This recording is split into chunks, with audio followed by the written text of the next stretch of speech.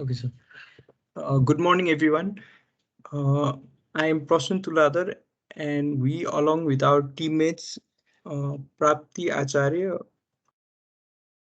Shrawan Kumar Yadav, Saroj Kumar Sah, are presenting on the topic development approaches in Nepal.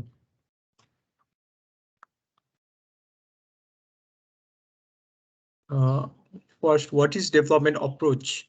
Development approach means the strategies adopted for development, and development is the act of or process of growing, progressing, or developing and developing. Development planning is also a developmental strategy. It is the preparation of development plan and other supporting policies, information, or studies which form the basis for making decisions on planning applications. Rules of development. Some of the rules of development are priorities and resource allocation and aims to influence the direction and the pace of development. It often involves linkage between different sectors of development and levels of government. An opportunity to integrate actions in different government and non-government agencies and a set of actions to achieve a certain goal. These are the list of different types of development approaches that we are going to present in this presentation. The first is the economic growth. Economic growth refers to an increase in a country's ability to produce goods and services. It simply means that economic growth is an increase in the quantity and quality of economic goods and services that a society or a country produces. The advantage of economic growth is that an increase in real national income allows more goods for consumption. So to generate more input, we provide more output like labor, land, and capital. One example of economic growth approach would be that a few centuries ago, the only way to produce a book was for a scribe to copy it word to word by hand. But this production strategy was slow process. It took scribe about 8 months of daily work to produce a single copy of the Bible. So in the around 15th century, uh, a man named Jones Gutenberg combined the idea of movable letters,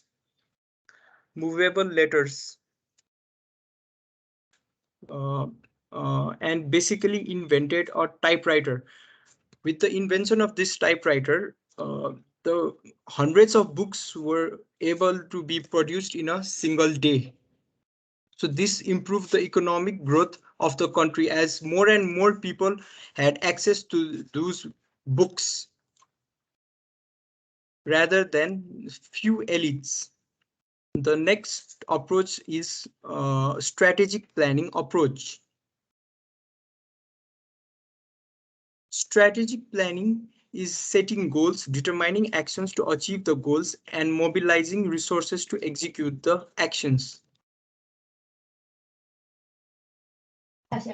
A strategy describes how the goals will be achieved by the means of resources.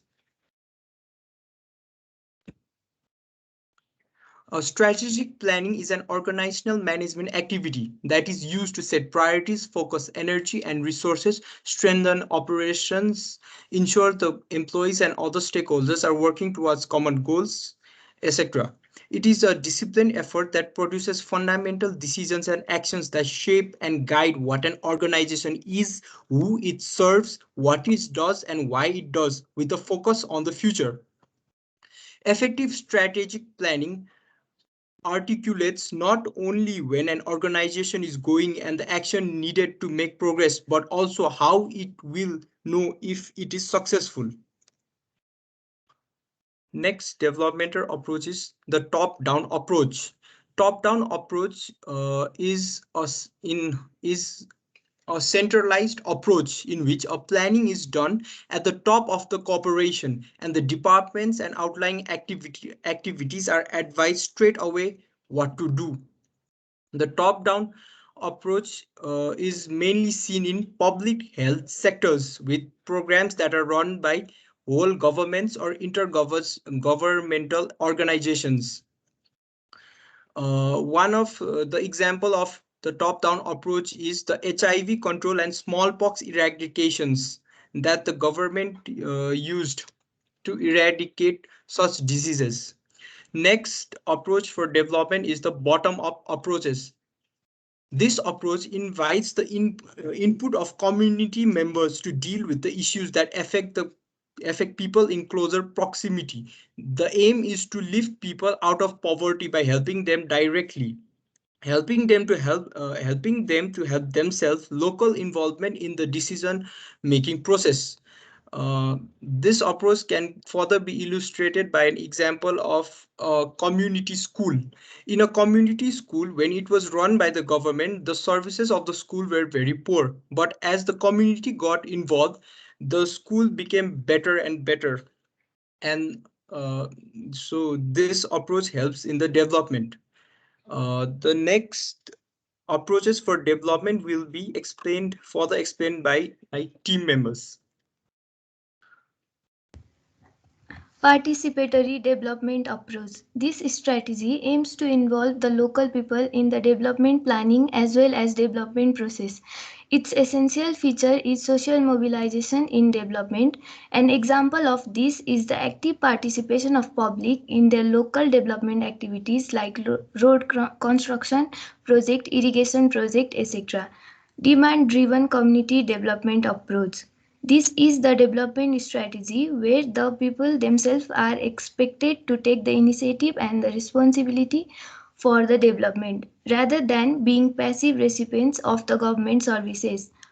For example, local people taking the initiative and the responsibility for improving their water supply situation rather than relying on government is an demand driven community development approach. Integrated development approach. Integrated development approach emphasizes on coordinating different agencies under a single management system required to get the development moving. It's the approach to connect the design, delivery, and evaluation of programs to produce an amplified, lasting impact on people's life.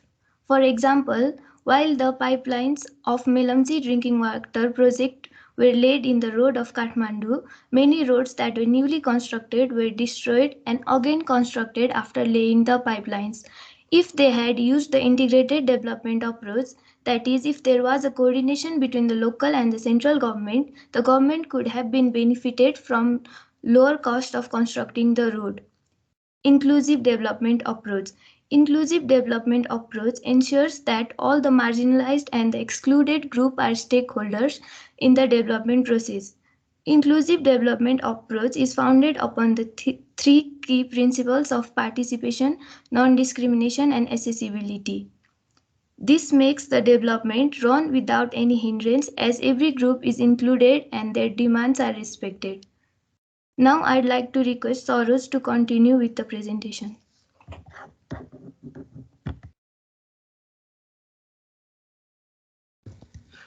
Target group approach. Target group approach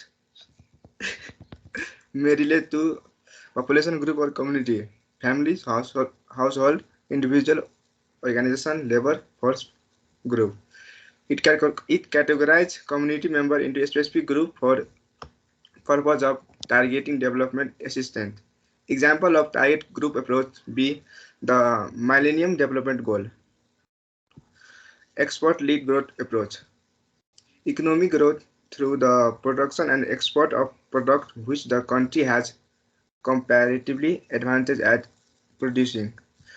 There can be significant estate involving in the form of investment, subsidy, and protectionist.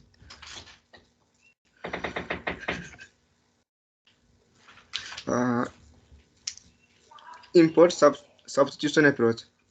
Production of products domestically instead of import of product. Subsidies and protection of domestic industries from foreign competition and tariff and non-tariff barrier, reducing import. Proponent of free trade argue that by following this approach, the benefit of free trade are lost and continue is country is wasting resources trying to produce what it would be better off importing. The country should focus resources on what it has a competitive advantage at producing. Foreign direct investment approach. It encourages foreign companies to loc- locate the country to stimulate economic growth. Foreign company would provide the investment the economic need. Policy encouraged by the World Bank. Thank you. Now I would like to request Shrawan Yadav to present. Shravan, continue. Right-based approach. There are two stakeholder group in a right-based development.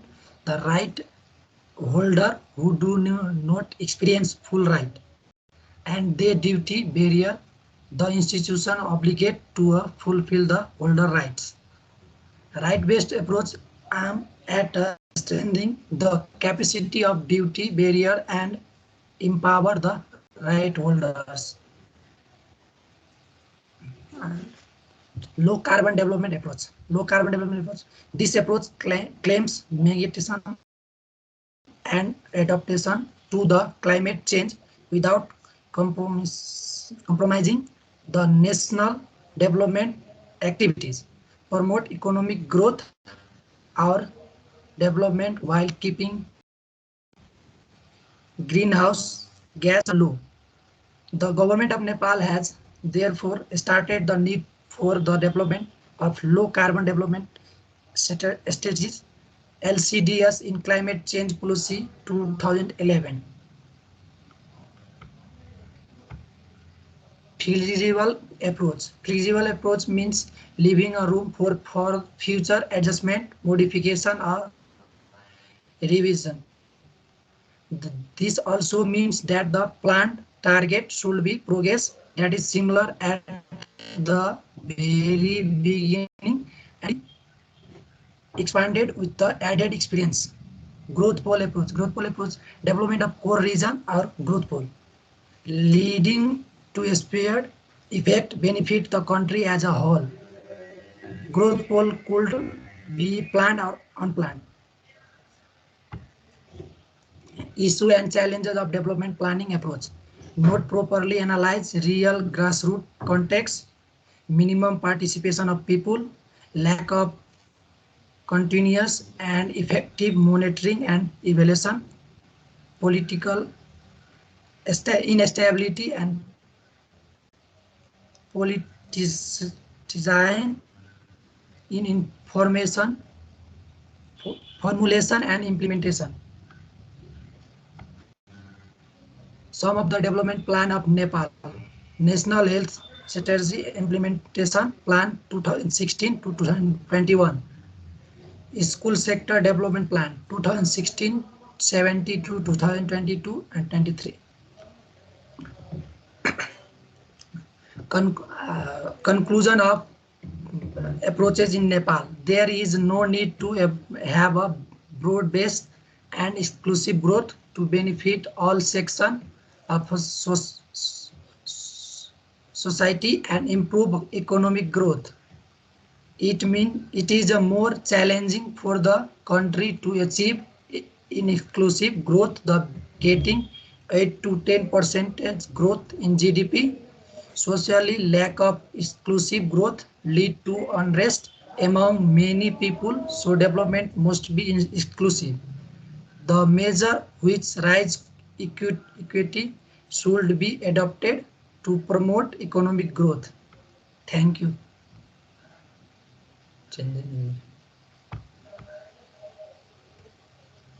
Okay, thank you. Thank you for the presentation. It was good presentation. Okay, today we are ending our presentation here.